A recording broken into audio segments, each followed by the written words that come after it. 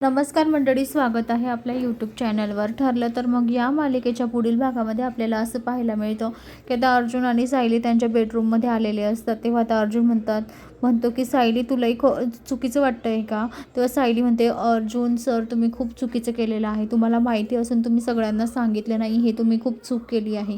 तेव्हा अर्जुन म्हणतो, मी सांगून तरी काय करणार होतो? अस्मिताईला किती त्रास झाला असता. सायली, तुला माहिती तरी आहे का?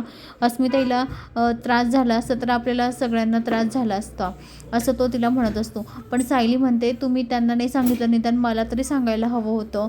तर आता सायलीला खूप राग आलेला असतो अर्जुनचा. आता काय करावं काय नाही असं झालेलं असतं. तर आता अर्जुन खूप रडत असतो, त्याला खूप वाईट वाटत असतं. तेव्हा अर्जुन आता पूर्णाईकडे जातो आणि पूर्णाईकडे जाऊन म्हणतो, पूर्णाई, मी खरंच चुकलो का गं? मी चुकीचं वागलो का? तेव्हा पूर्णाई म्हणतो की तू बरोबर केलं आहे, फक्त मार्ग चुकीचा निवडला, बाकी तुझं सगळं बरोबर आहे, असं आता पूर्णाई त्याला धीर देत असतात. तर दुसऱ्या दिवशी आता सगळेजण नाश्त्याला डायनिंग टेबलवर आलेले असतात, सगळेजण बसलेले असतात. तेव्हा आता सायली म्हणते, आज खीर बनवायची का? आपल्या अस्मिताईला खूप आवडते ना खीर, तर मग त्यांच्या आवडीची खीर बनवायची. तेव्हा आता त्या ठिकाणी अर्जुनसुद्धा येतो.